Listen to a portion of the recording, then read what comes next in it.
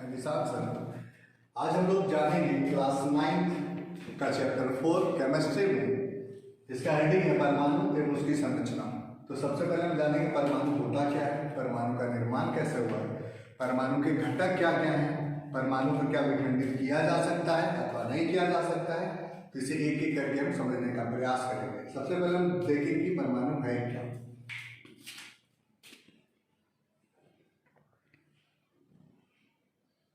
परमाणु का परिभाषा मूल रूप से होता है कि किसी पदार्थ का वैसा कण जिससे और विभाजित नहीं किया जा सकता है उसे परमाणु कहते हैं। परमाणु मतलब परम अणु मतलब अंतिम कण जिससे और हम विभाजित नहीं कर सकते। जैसे मान लिया ये एक लकड़ी का टुकड़ा है, यदि हम इसे काटें तो छोटे छोटे कण गिरते हैं और उस कण को जब और विभाजित करने का प्रयास करें तो कण और विभाजित नहीं होते। या फिर किसी भी चीज को अगर हम तोड़ते जाएं काटते जाएं तो एक अंतिम में एक ऐसा कण आएगा जिससे और विभाजित करना संभव नहीं होगा, उसी कण को हम परमाणु के नाम से जानते हैं। तो अभी तक हमने ये जाना कि परमाणु अविभाजित होते हैं, परमाणु को विभाजित नहीं किया जा सकता। लेकिन ये धारणा बाद में आगे जाके बदल गई और ऐसा देखा गया कि परमाणु भी अपने 3 अपरमाणु कणों से मिलकर बना होता है, जिसमें इलेक्ट्रॉन जिसे E- से इंडिकेट करते हैं, प्रोटॉन P+, न्यूट्रॉन N। ये माइनस इसलिए क्योंकि इसमें ऋण आवेश होता है, ये प्लस इसलिए क्योंकि इसमें धन आवेश होता है। इसमें कोई आवेश नहीं होता अर्थात यहाँ पे 0 भी लिख सकते हैं। अब हम जानेंगे इलेक्ट्रॉन, प्रोटॉन और न्यूट्रॉन से परमाणु का निर्माण कैसे हुआ। मूलतः जो परमाणु है उसमें एक नाभिक होता है, नाभिक में प्रोटॉन और न्यूट्रॉन होते हैं, नाभिक में प्रोटॉन और न्यूट्रॉन होते हैं। बाकी जो इलेक्ट्रॉन होते हैं,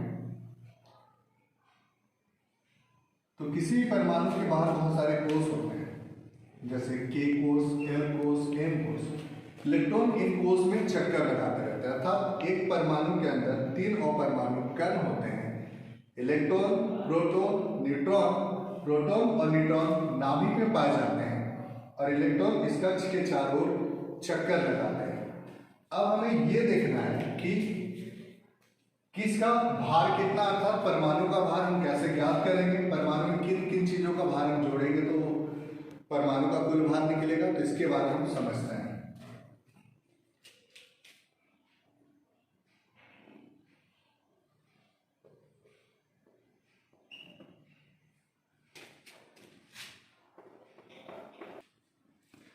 जैसा कि आपको लिखा दिख रहा होगा, खोजकर्ता मतलब इलेक्ट्रॉन का खोज किसने किया और कब किया। तो इलेक्ट्रॉन का खोज जे टॉमसन ने सन 1897 में किया। जे टॉमसन ने सन 1897। इसी प्रकार से जो प्रोटॉन है, जो प्लस चार्ज है इसमें, इसका खोज ई रदरफोर्ड मतलब अर्नेस्ट रदरफोर्ड ने 1920 में किया था। इसकी खोज एक किरण के द्वारा की गई थी, जिस किरण का नाम था केनाल किरण, और केनाल किरण का खोज ई गोल्डस्टीन ने 1886 में किया था।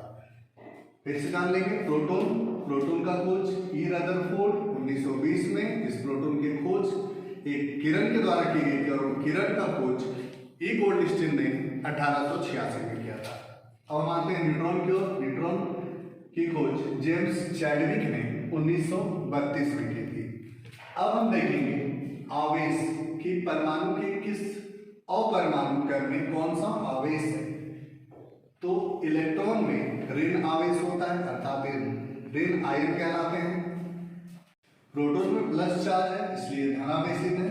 न्यूट्रॉन में कोई भी चार्ज नहीं है इसलिए अनावेशित है, अर्थात इलेक्ट्रॉन ऋणावेशित, प्रोटॉन धनावेशित, न्यूट्रॉन अनावेशित। अब हम आते हैं द्रव्यमान की ओर। तो इलेक्ट्रॉन का जो द्रव्यमान है वो नगण्य होता है। नगण्य मतलब ना के बराबर, मतलब इसका द्रव्यमान इतना कम है कि इसे मापा नहीं जा सकता, इसलिए इसके द्रव्यमान को नगण्य बोलते हैं। जो प्रोटॉन का द्रव्यमान है उसका द्रव्यमान 1 इकाई होता है, न्यूट्रॉन का भी द्रव्यमान 1 इकाई होता है, अर्थात प्रोटॉन और न्यूट्रॉन का जो द्रव्यमान है वो आपस में लगभग बराबर होते हैं। इस तरह से हमें ये समझ में आया कि अगर एक परमाणु में 3 अपरमाणु कण हैं, इलेक्ट्रॉन, प्रोटॉन, न्यूट्रॉन, चूंकि जो परमाणु के अंदर जो कण है उन्हें अपरमाणु कण कहते हैं, वही अपरमाणु कण इलेक्ट्रॉन, प्रोटॉन, न्यूट्रॉन है।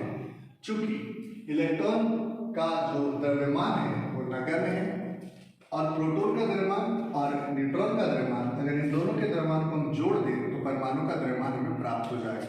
जैसे कि अगर कोई एक परमाणु है,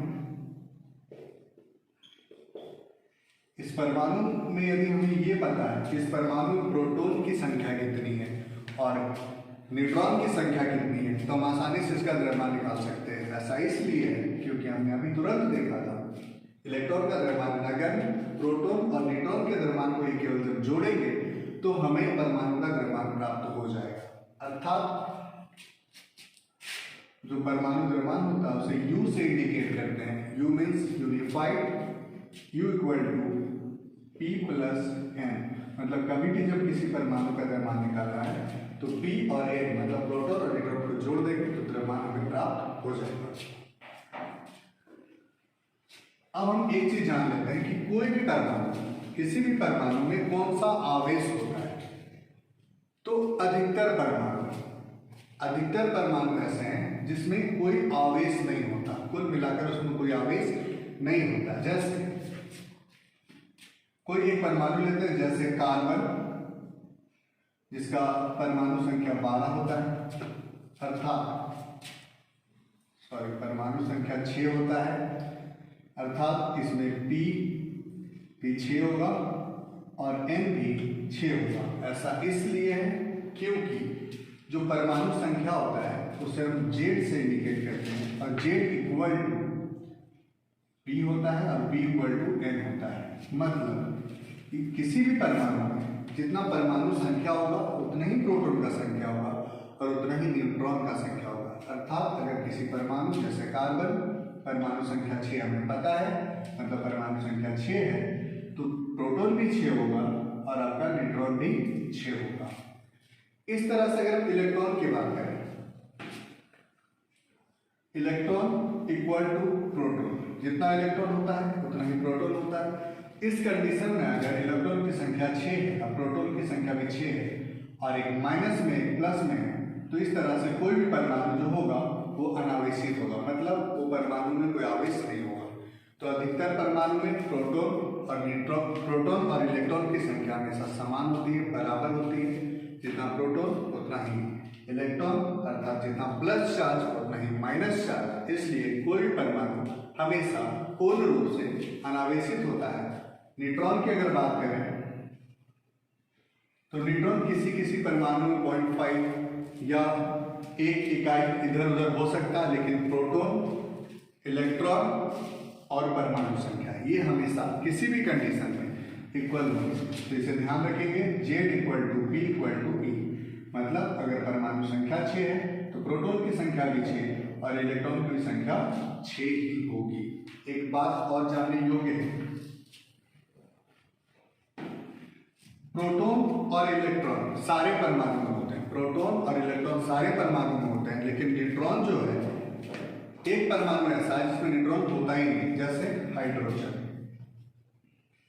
हाइड्रोजन में न्यूट्रॉन 0 होता है, मतलब हाइड्रोजन ही एक ऐसा परमाणु है जिसमें न्यूट्रॉन की संख्या 0 है। बाकी जितने ही परमाणु सब में प्रोटॉन, न्यूट्रॉन, इलेक्ट्रॉन सारे पाए जाते हैं, केवल हाइड्रोजन को छोड़कर। तो यहाँ से 2-3 क्वेश्चन हमारा बन सकता है कि यदि किसी परमाणु में परमाणु संख्या 6 है तो प्रोटॉन की संख्या कितनी है, इलेक्ट्रॉन की संख्या कितनी है।